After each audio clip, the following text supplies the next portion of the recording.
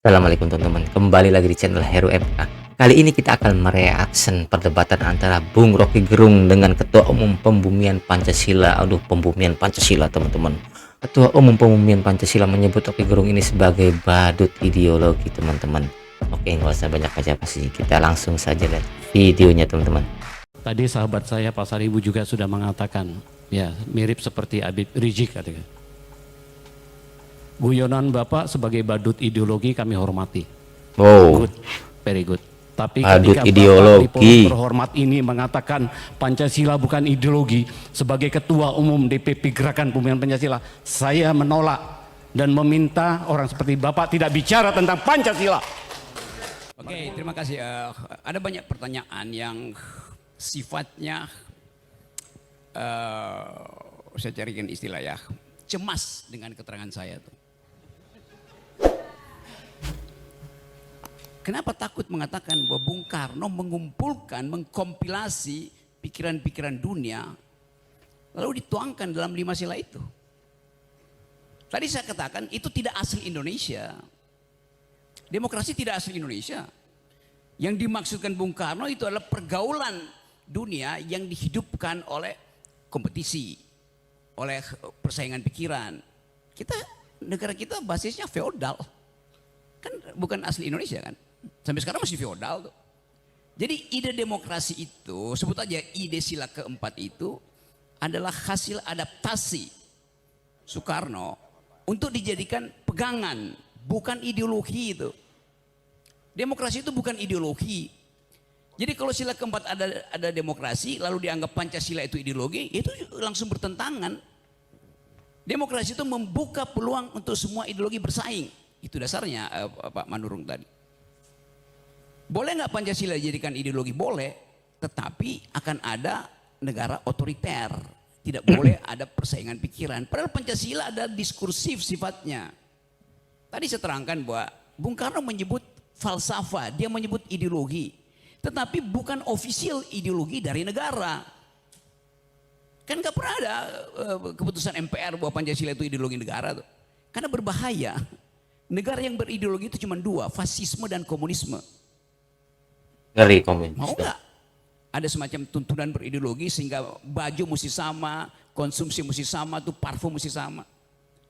Kan itu bertentangan dengan kemajemukan kita bangsa ini, Pak Manurung tuh. Nah kalau misalnya mau dinyatakan sebagai ideologi, ada problem teoritis juga. Ideologi itu mesti koheren, nggak boleh retak. Sila pertama tuh ketuhanan yang Maha Esa. Sila keempat itu demokrasi, kemajemukan. Boleh nggak orang tidak memakai hak untuk beragama? Konstitusi itu mengatakan agama adalah hak, bukan kewajiban. Agama menjadi kewajiban ketika sila pertama itu didalilkan di dalam versi syariat Islam. Kewajiban menjalankan syariat Islam bagi pemeluk-pemeluknya itu sudah dihilangkan. Karena dianggap itu nanti akan ada problem ke depan itu. Jadi memang Pancasila itu bukan ideologi, bukan saya tidak menginginkan, tapi 2 hal saya mau terangkan. Tidak diresmikan di dalam undang-undang. Itu adalah wacana. Kata ideologi di situ dalam pengertian itu pandangan hidup. Karena itu sering Bung Karno bilang Weltanschauung dalam bahasa Jerman, atau bilang Vision de Monde dalam bahasa Prancis tuh. Jadi tidak ada yang stabil di dalam pemaknaan Pancasila, itu posisinya begitu. Yang kedua, memang tidak digali dari bumi Indonesia, apalagi dalam bahasa Sanskerta. Anda baca di Bung Karno itu mengkoleksi bacaan Jerman, Prancis, Inggris, tapi dia nggak bisa berbaca Sanskerta. Kan dasarnya begitu tuh. Jadi kenikmatan kita untuk membayangkan ada semacam tuntunan, oke, tetapi tuntunan itu tidak boleh diresmikan sebagai ideologi negara, itu maksud saya tuh. Karena lebih berbahaya akibatnya. Demokrasi di negara manapun tidak ada demokrasi yang ada ideologi, karena itu bertentangan di dalam prinsip.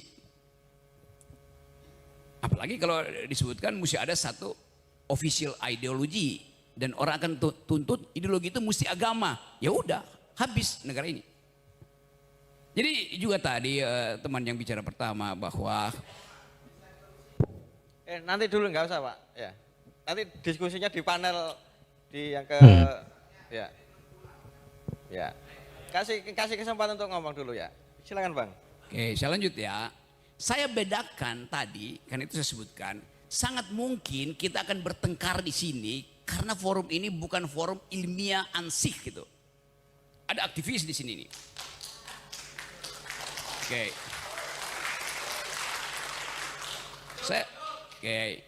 Ya supaya sedikit catatan kaki, saya mengajar teori ideologi di Departemen Filsafat UI selama 15 tahun tuh. Oke. Saya ulangi ya masalahnya. Ada bayangkan bahwa dalil kita adalah persatuan Indonesia. Boleh nggak dia dibungkus secara ideologi? Tidak bisa. Karena persatuan itu datang dari ontologi kemajemukan. Dari awal negeri ini majemuk, oleh karena itu diperlukan persatuan. Jangan dibalik, demi persatuan tidak boleh ada kemajemukan. Itu bahayanya berpikir secara ideologis.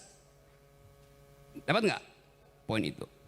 Tentu Anda marah karena kok nggak ada panduan ideologi, apalagi bikin dewan ideologi. Hitler bikin itu. Hitler meresmikan dewan ideologi namanya fasisme dan diatur Anda hanya boleh kawin dengan ras yang sama. Itu aturan ideologi ketat sekali itu. Jadi sekali lagi kita boleh anggap bahwa Bung Karno berhasil membaca kecenderungan dunia dan dia ambil saripatinya itu. Bahkan dia rumuskan, iya kalau nggak 3-1 gotong royong. Bagaimana ada ideologi gotong royong? Jadi kita mesti lihat kecerdasan Bung Karno atau kecerdikan Bung Karno untuk menaturalisasi ideologi-ideologi dunia. Nah itu gampangnya. Istilah naturalisasi lagi keren hari-hari ini. Iya. Naturalisasi. Kan itu dasarnya kan. Kita baca, kalau saya bikin tafsir, dari mana Bung Karno punya ide tentang keadilan sosial? Dia membaca Marxisme.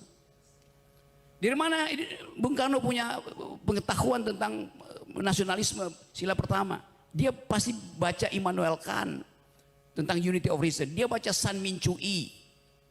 Banyak yang dia baca.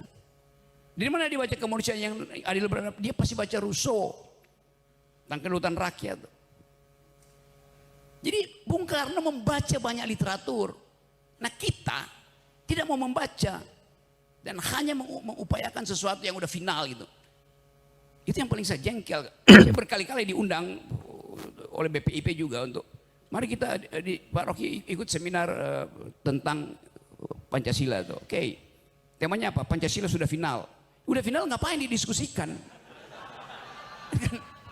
Kan dungu namanya.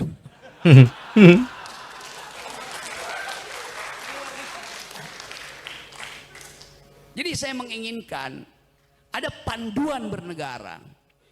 Ada semacam moral code. Yang kebetulan paling bagus adalah Pancasila. Udah saya terima itu. Tetapi mempersoalkan Pancasila sebagai ideologi, oke itu akan ada debat panjang tuh. Saya sudah pernah menulis panjang lebar tuh di majalah Prisma apa soal begituan. Jadi silakan baca, Bapak. Jadi referensi kita terhadap ideologi itu bahkan mesti masuk sampai pada pemeriksaan psikoanalisis. Saya mesti kasih lakang di situ, saya kasih Althusser, saya kasih macam-macam tuh, supaya terlihat bahwa itu ideologi itu, dan itu tidak mungkin. Satu waktu mungkin ada orang yang berpikir, ya lebih baik Pancasila itu dibiarkan terbuka daripada ditutup sebagai asas tunggal. Itu yang dilakukan oleh Pak Harto. Pancasila ditutup dalam versi Soehartoisme, itu dasarnya. Di negara-negara Afrika juga banyak. Mencari root, mencari akar apa sebetulnya akarnya macam-macam tuh, ada yang disebut Mobutuisme. Karena waktu itu Mobutu Sese Seko adalah pemimpin Zaire itu. Jadi terlihat bahwa kita punya semacam kecenderungan untuk mencari sesuatu. Nah, saya terangkan sedikit teorinya. Setiap manusia itu mengalami keretakan self, keretakan jati diri itu. Kenapa dia retak? Karena saya akan mencari figur di atas saya. Sementara saya dikejar oleh figur di bawah saya. Retak saya tuh. Saya nggak tahu orientasinya kemana itu. Jadi biarkan kita hidup di dalam keretakan itu. Nah keretakan itu kan semacam kutukan bahwa kita manusia, maka kita retak. Self kita retak, fragile. Jadi itu dasarnya. Jadi sekali lagi dalam demokrasi, di dalam republik, ide common good itu tidak boleh dibasiskan pada satu ideologi. Itu dasarnya tuh. Nah itu yang menyebabkan ada persaingan pikiran, itu yang menyebabkan kita terbuka untuk berargumentasi itu. Kita pakai bahasa dan boleh aja pakai tekanan-tekanan, agak marah boleh, tetapi kita balik pada akal sehat lagi tuh, bahwa semua yang didalilkan itu harus diperhatikan logikanya tuh. Jadi saya kira itu, dan saya percaya bahwa teman-teman akan merumuskan kembali percakapan ini supaya kita bawa pada forum-forum yang lebih luas tuh. Yang penting bagi saya ada transaksi argumen di sini, bukan kita produksi sentimen. Dan saya percaya kalau kita keluar dari sini dalam 2 hari ini akan ada bekal pengetahuan di kepala kita, sehingga IQ bangsa ini bisa ditingkatkan oleh pertemuan hari ini. Oke. Bahkan saya bisa pastikan kalau jumlah IQ di ruangan ini kita kumpulkan, ditukar tambah yang ada di Senayan, masih ada kembalian di sini. Terima kasih Pak Rocky. Ya itulah teman-teman paparan dari Bung Rocky Gerung. Emang Bung Rocky Gerung ini otaknya itu isinya hanya bacaan-bacaan dan ilmu teman-teman. Jadi apapun yang kita pertanyakan dan kita argumenkan dia tackle. Ya teman-teman, segitu saja teman-teman. Ambil baiknya, buang buruknya teman-teman. Jangan lupa subscribe, like, dan komen. Nyalakan lonceng notifikasinya teman-teman. Oke, sampai ketemu ke video selanjutnya teman-teman. Assalamualaikum.